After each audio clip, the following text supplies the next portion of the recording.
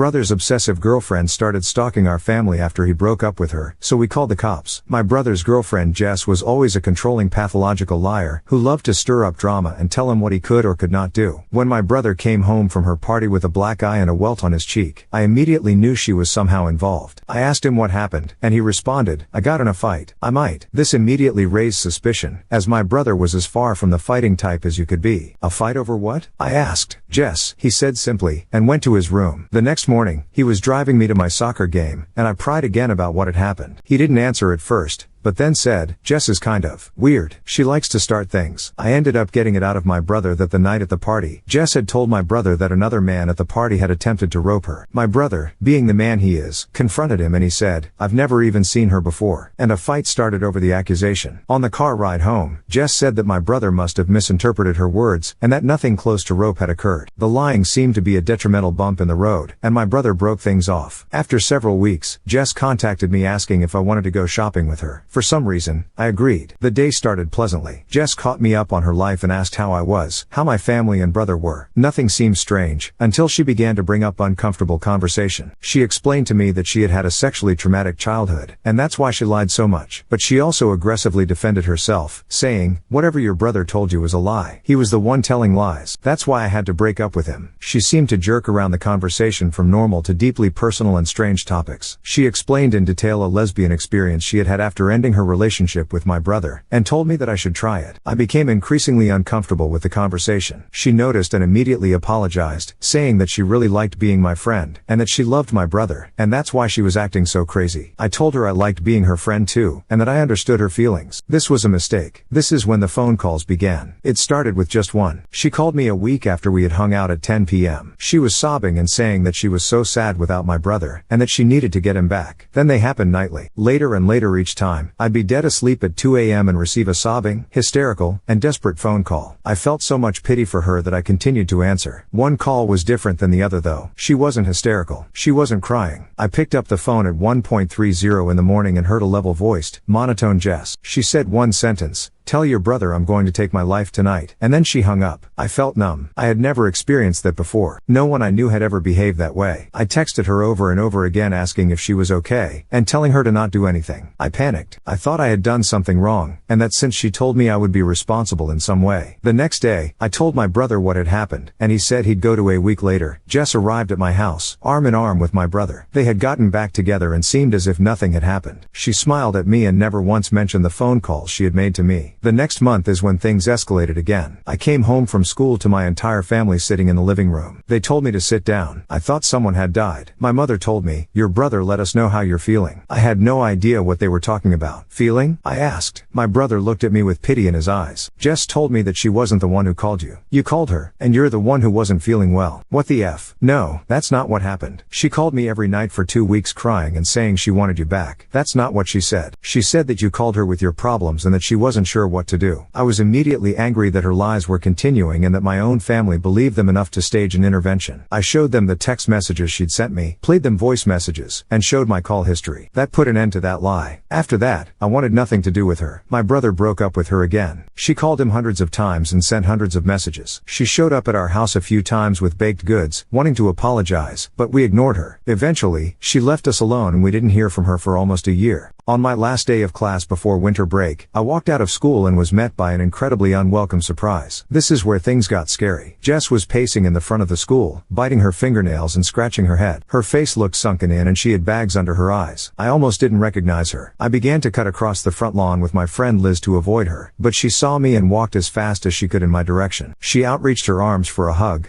but I stopped. The first thing she said was, "Aside." I asked her what she was doing there and she laughed quietly. "I wanted to apologize for whatever your brother told you. I'm sick. I know. Please don't talk to me anymore." I started away, knowing my brother was parked waiting for me around the corner. Jess reached out and grabbed my shoulder as I did. I quickly pulled away and said, "I'm serious. Leave us alone. I think you need some help, Jess." She immediately began to cry, but I turned away and left. My brother pulled into the front parking lot of the school and opened his car door for me. "Is that Jess?" He looked through his front mirror. "Yeah, I don't know what she's on, but she's crazy." That night, at around 1 a.m., there was a knock at our door. My dad went to it and looked through the peephole.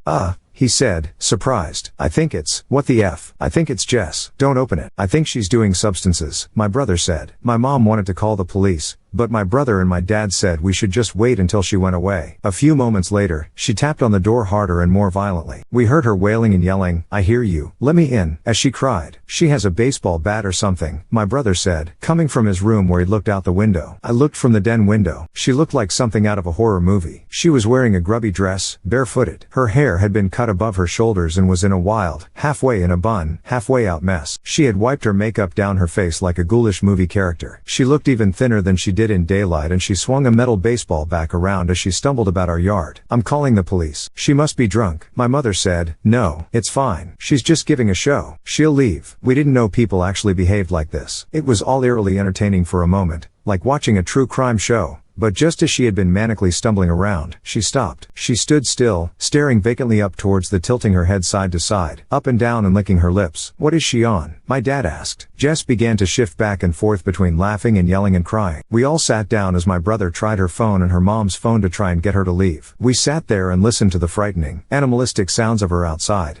But then they stopped. We checked the windows and she was gone. We all sat in silence for a moment, taking in the strange encounter. My father just chuckled and shook his head. My mother shook hers, pitying the girl for being so disturbed, but I was frightened. No one, except perhaps my brother, had seen just how quickly her mental state unraveled, from overprotective nature, to small lies, to pathological lies, to full-blown manic outbreaks. But this was her worst, and we didn't expect anything more to come of it. That she'd fade away from our lives, since now she knew we weren't giving in to her desperation. But in the next 2 years, we learned how wrong we were. After the wintertime incident at our house, Jess stopped coming around. She was still very present. However, every member of my family endured daily text messages and phone calls. They ranged from apologetic and stable, to incredibly distraught or outraged, cursing and making threats. I remember wanting to sleep the lights on for several months after the incident, afraid that she'd climb the fence of our backyard, and I'd find her standing at my window with the same vacant, crazed look she had that night in our front yard. All four of us eventually decided to have our phone numbers changed and block her from our devices and social media accounts. She still had our home phone number, however. Jess left some of the most frightening and haunting messages I'd ever heard. I can remember standing in my kitchen with my family, my brother playing the messages back for us. One stood out. It showed us just how unstable and potentially dangerous she was. My parents and I had returned from an early morning indoor soccer game in winter. My brother asked us to come into the kitchen because we had to hear the new crazy Jess had become. The first message was about 30 seconds long and received at 12:30 a.m. the night before. Jess sounded mildly angry and demanded that we return the batch of cookies she had brought to a 4th of July party some years ago because she didn't want us to have them anymore. We all exchanged humored glances at how ridiculous of a request it was. My mother turned to leave, amused, but my brother stopped her, saying that that wasn't the crazy part. My brother played the message, received at roughly 3 in the morning that day. We were confused at first because the first 15 seconds was that white noise, the kind you hear when a device plays the sound recording of an empty room, if you know what I'm talking about. But all of a sudden, in a deep, animalistic, and enraged voice, she screamed, "Stop playing with me, you're gonna get it," and abruptly ended the call. We were all startled by this. "I want to call the police. They need to know. That girl isn't all there and who knows what she can do." My dad decided that if anything physically happened again, we'd file a report with the police, but that they were just phone calls. My brother assured that she was all talk and wouldn't come around again. At this point, I agreed with my mother. I no longer felt safe. I had never been around someone who behaved like this. I was constantly anxious and I had no idea what I'd do if she came around again. I felt like I was stuck in a Lifetime movie because I didn't think that things like this happened, that someone I knew so personally could be hiding such a deeply withheld, violent, and manic side. It had always been there, but we set it in motion. After disconnecting the landline, the personal phone calls stopped. We didn't hear from her ourselves, but some of the friends my brother shared with Jess would come to him, saying that Jess wanted to speak with him and that she would call and message them regularly wanting his phone number. Luckily, none of them gave it. Just before summer, Jess disappeared. No one got any messages. No one saw her in town. Nothing until my brother received an email from Jess's father, who my brother continued to speak to occasionally. She informed my brother that Jess's family had moved her to the East Coast to undergo treatment for a substance habit. Jess's father had given us more information about the mental state of his daughter. Her father had not spoken to or seen Jess much during the time she unraveled, when she came to our house, or when she'd made the phone calls. Jess's father had been under the impression my brother was still in a healthy relationship with Jess and only learned about their breakup and the incidents following it. He explained that his daughter had always been a white liar, making up stories that didn't make sense, blaming others for things she had already been caught for, arguing the truth of things that were already proven facts. I'd don't think she ever thought that anything she did was wrong, even when it was. I don't understand it, because she was not raised that way, he had explained to my brother. Jess's issues were something that had always been present, but settled comfortably beneath an intelligent and attractive exterior. She'd fooled us, and maybe even herself. Without Jess to worry about, our lives seemed to go back to normal. I still looked over my shoulder every now and again. My brother was beginning a new career and dating a new girl, the daughter of a close family friend who he'd grown up with. Jess started to fade away from our minds, for a while, and then I started noticing a car quite a bit. You know that car you see repeatedly around the area you live in a lot? In the same car I had been seeing for the past month and a half. Velp, just as crazy as ever, my dad said as he started the car. We may need to call the police. We lived a short distance from the school, but I was shaken up and wanted my dad to drive as fast as possible. Every headlight we saw chilled me. I stared at my phone trying not to look out the window.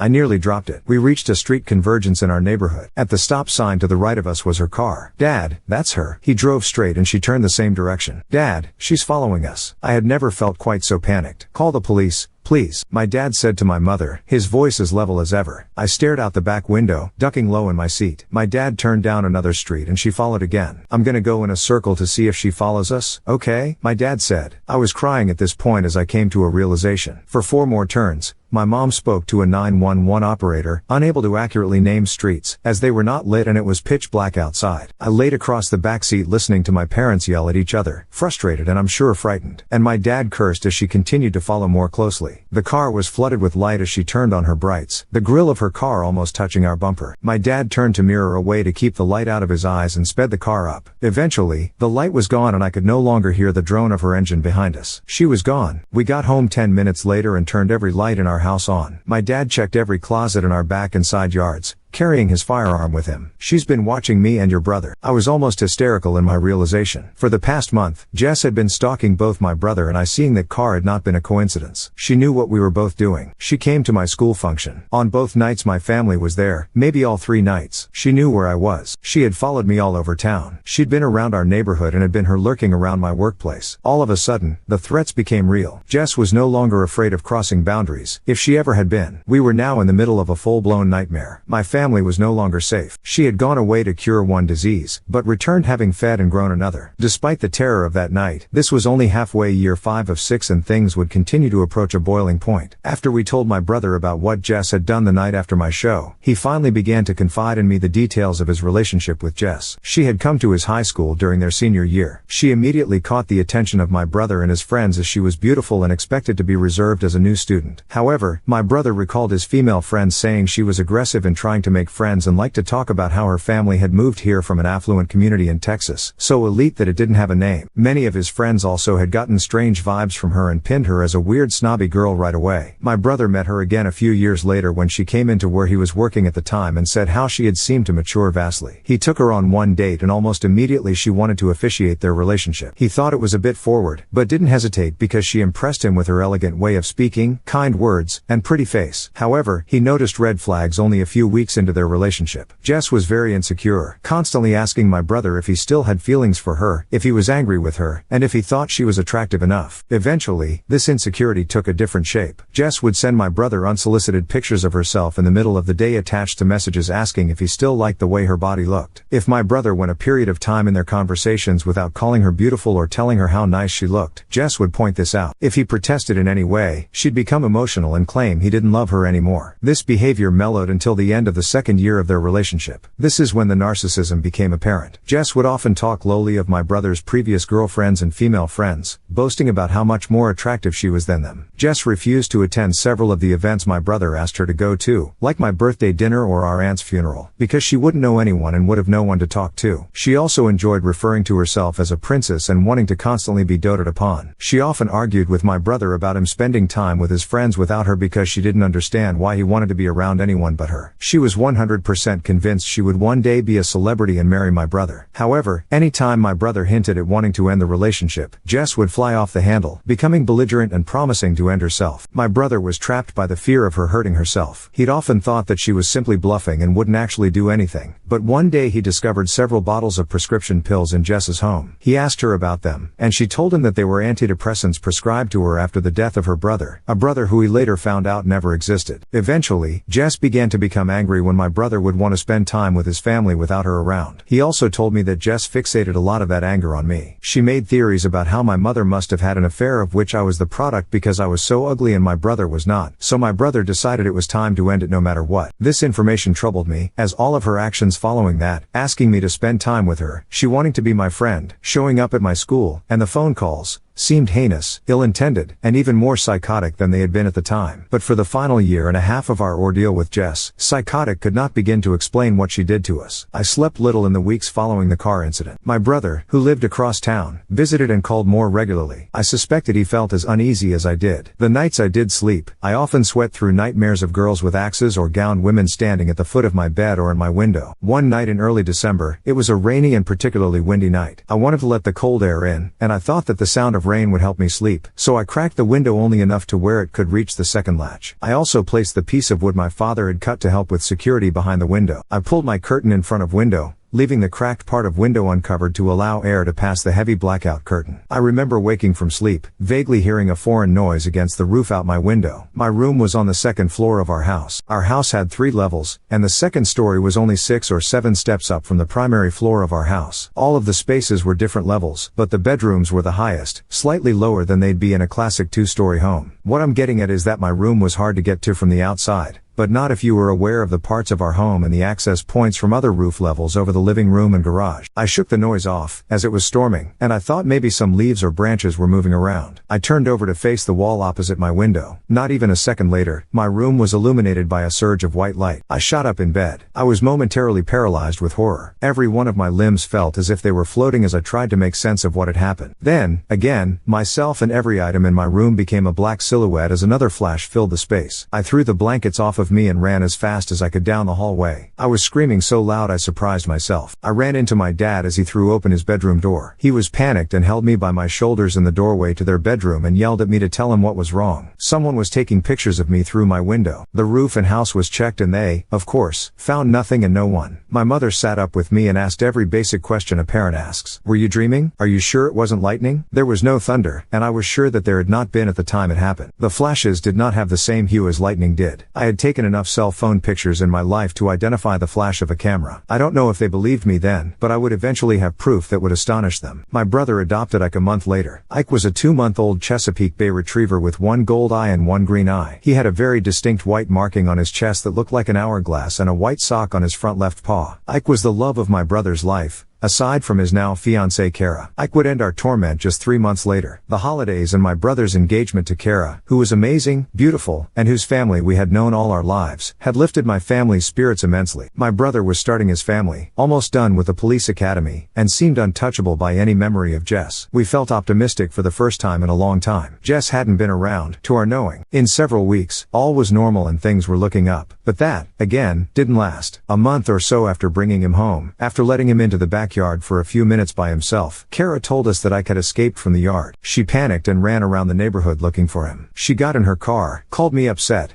and drove around the block looking for him. She picked me up and I helped her look in the creek area behind where my brother's house was. We couldn't find him. However, when we arrived back at my brother's house, Ike was sitting on the front porch. We were relieved as he was unharmed and seemed to be as happy as ever, despite missing his collar. I helped Kara check the yard for ways he could have gotten out. We both decided he must have shimmied through a small gap in the gate on the side yard. I couldn't help being confused to find no grass or burrs in his fur. We thought nothing of it. A few weeks later, both my brother and Kara were going on a weekend trip with some friends, and I offered to take care of Ike. They dropped him off on the Friday before the 3-day weekend. Ike was happy to play with our older lab, Des. The second night he was with us, I was out with friends, and my dad had let both the dogs into the yard at around 8 p.m. He sat in his chair in the living room watching a show with my mom. They say they remember hearing Des barking because he yelled for him to be quiet, but they assumed the puppy was riling him up. A few minutes later, Des came to the door to be let in. He ran inside and barked at my dad. My dad was confused, as our dog was not a regular barker. He called for Ike, but he didn't come. My dad went out and looked around in the bushes and still did not find him. He became concerned and hurried into the house to get a light. He checked the swimming pool and still did not find him. My mother joined him and they both scoured the large yard but did not find him. When I got home, they had just finished searching the front and side yards. I told them that he had escaped once before, so we decided to take the car to look for him. As we drove around yelling for him, attracting the help of a few neighbors, I thought how strange it was that such well-behaved puppy had suddenly become a master escape artist in the past 3 or so weeks. Our yard had seen 3 or so dogs grow up in it,